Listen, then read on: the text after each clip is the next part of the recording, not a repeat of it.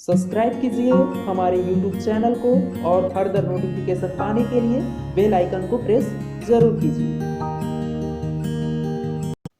Hello friend, welcome to career path classes. JTET की इस class में आप सबका बहुत बहुत स्वागत है। तो फ्रेंड, आज की इस वीडियो में हम लोग पर्यावरण अध्ययन से 2016 में पूछे गए प्रश्न उत्तर करने वाले हैं। यह हमारा भाग 2 वीडियो होगा। इससे पहले हम लोगों ने भाग 1 वीडियो कर चुका है जिसमें लगभग 15 क्वेश्चन किया था। आज वहां से आगे करेंगे, ठीक है। तो चलिए देखते हैं क्वेश्चन नंबर 16 क्या है। दांतों एवं अस्थियों को मजबूत रखने में आवश्यक क्या है। तो दांतों एवं अस्थियों को मजबूत रखने में आवश्यक क्या है? मैग्नीशियम, कैल्शियम, रेडियम या इनमें से कोई नहीं। तो ऑप्शन बी सही होगा, कैल्शियम। दांतों एवं अस्थियों को मजबूत रखने के लिए क्या आवश्यक है? कैल्शियम आवश्यक है, ठीक है। चलिए नेक्स्ट क्वेश्चन है, वसा एवं कार्बोहाइड्रेट की कमी के कारण होता है। वसा एवं कार्बोहाइड्रेट की कमी के कारण कौन सा रोग होता है वो बताना है। रिकेट्स होता है या ऑस्टियोपोरोसिस होता है या मरासमस होता है, इनमें से कोई नहीं। तो ऑप्शन हमारा यहाँ पे सी सही होगा, ठीक है। मरासमस होता है। वसा एवं कार्बोहाइड्रेट की कमी से कौन सा रोग होता है? मरासमस होता है। और रिकेट्स किसकी कमी की वजह से होता है? तो विटामिन डी की कमी से होता है, ठीक है। नेक्स्ट है ऑस्टियोपोरोसिस। तो ऑस्टियोपोरोसिस भी हड्डियों से रिलेटेड बीमारी है। इसमें हड्डियां क्या होती है? जल्द फ्रैक्चर होने लगती है, ठीक है। तो यह भी हमारा विटामिन डी, कैल्शियम, मैग्नीशियम की कमी की वजह से होता है, ठीक है। चलिए नेक्स्ट क्वेश्चन देखते हैं। नेक्स्ट क्वेश्चन है, कौन सा तत्व सभी प्रोटीन में उपस्थित होता है? कौन सा तत्व सभी प्रोटीन में उपस्थित होता है वो बताना है। कार्बन, हाइड्रोजन, ऑक्सीजन, नाइट्रोजन, ठीक है। तो इसमें से क्या ऑप्शन सही होगा? डी सही होगा, यह सभी, ठीक है। Carbon, hydrogen, oxygen, nitrogen, sulphur, ये सारे तत्व प्रोटीन में क्या होते हैं? पाए जाते हैं, ठीक है। चलिए नेक्स्ट क्वेश्चन देखते हैं। नेक्स्ट है, भोजन के लिए विटामिन अथवा खनिज मात्रा की तुलना में इसका पोषक योगदान में कुल कैलोरी है। कुल कैलोरी क्या है वो बताना है। प्राकृतिक घनत्व, कैलोरी घनत्व, पोषक घनत्व या भौतिक घनत्व। तो ऑप्शन सी सही होगा, ठीक है। पोषक घनत्व, भोजन के लिए विटामिन अथवा खनिज मात्रा की तुलना में पोषक घनत्व पोषक योगदान में कुल कैलोरी है। क्लियर है। चलिए नेक्स्ट क्वेश्चन देखते हैं। क्वेश्चन नंबर 20 है, जल में गैस का संतृप्ति स्तर निर्भर करता है। जल में गैस का संतृप्ति स्तर किस पर निर्भर करता है वो बताना है। ताप पर करता है या फिर उस गैस के वायुमंडलीय के सांद्रण पर या जल में आपचिक विलेयता पे या सभी होगा। तो ऑप्शन डी ही सही होगा, ठीक है। या सभी पर, ठीक है।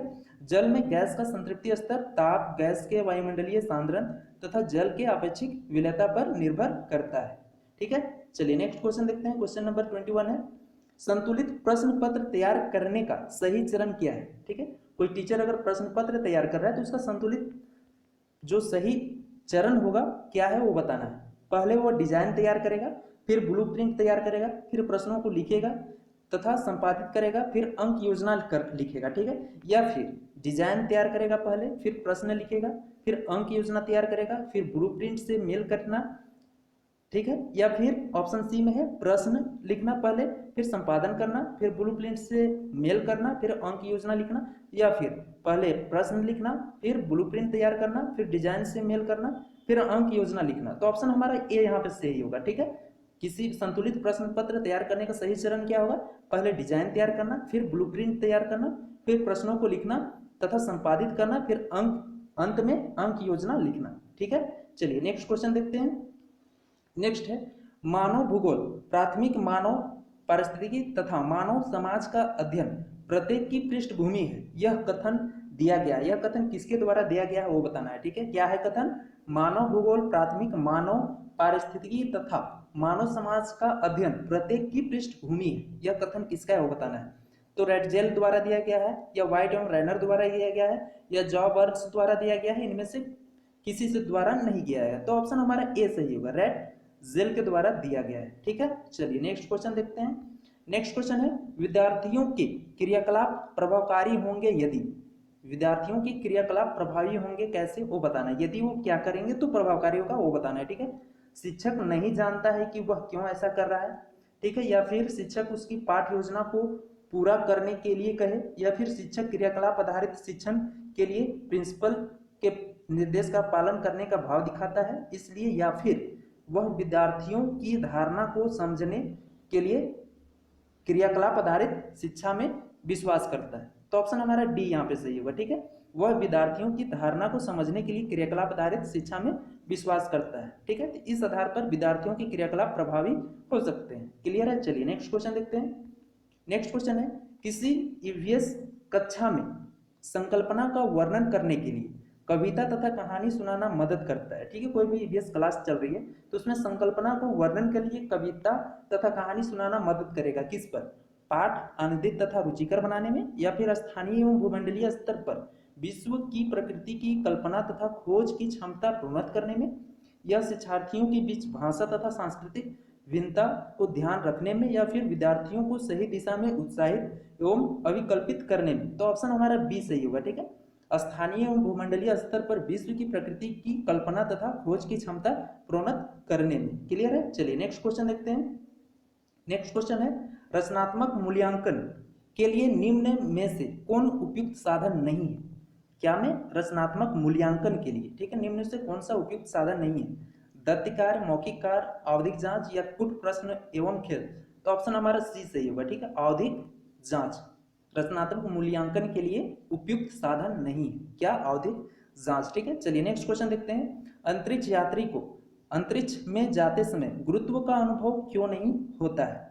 अंतरिक्ष यात्री जब अंतरिक्ष में जाते हैं उस समय उन्हें गुरुत्व बल का अनुभव क्यों नहीं होता है वो बताना है। ठीक है, क्योंकि वहां पर वायुमंडल नहीं है, या फिर क्योंकि वे वहां आनंद महसूस करते हैं, या फिर क्योंकि पायलट ऐसा करने का निर्देश देता है, या इनमें से कोई नहीं।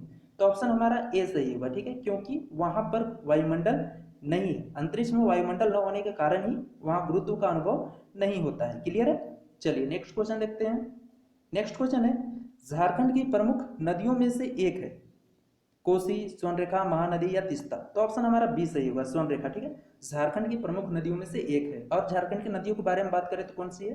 दामोदर है, ठीक है, शंख है, मयूराक्षी है, और उत्तरी कोयल, दक्षिणी कोयल आदि नदियां हैं। ठीक है, चलिए नेक्स्ट क्वेश्चन देखते हैं। नेक्स्ट है, बंगाल की खाड़ी का उष्ण कटिबंधीय चक्रवात कहलाता है। जो बंगाल की खाड़ी से चक्रवात उठती है उस उष्णकटिबंधीय चक्रवात को क्या कहा जाता है? टाइफून कहा जाता है, हरिकेन कहा जाता है, निम्न दाब कहा जाता है, टोर्नेडो कहा जाता है। तो ऑप्शन हमारा सी सही होगा। ठीक है, निम्न दाब कहा जाता है। ठीक है, अगर हम बात करें अमेरिका के चक्रवात को तो हरिकेन एवं टोर्नेडो कहा जाता है। जो हमारा दिया हुआ है ऑप्शन बी हरिकेन और ऑप्शन डी टोर्नेडो, ये अमेरिका के चक्रवात को कहा जाता है। ठीक है, और टाइफून किस देश के चक्रवात को कहा जाता है? तो चीन एवं जापान के देश का। ठीक है, चलिए नेक्स्ट क्वेश्चन देखते हैं। नेक्स्ट क्वेश्चन है, नॉकरेक बायो रिजर्व कहाँ स्थित है? नॉकरेक बायो रिजर्व कहाँ स्थित है? उत्तर प्रदेश, मेघालय, अंडमान एवं निकोबार, या केरल।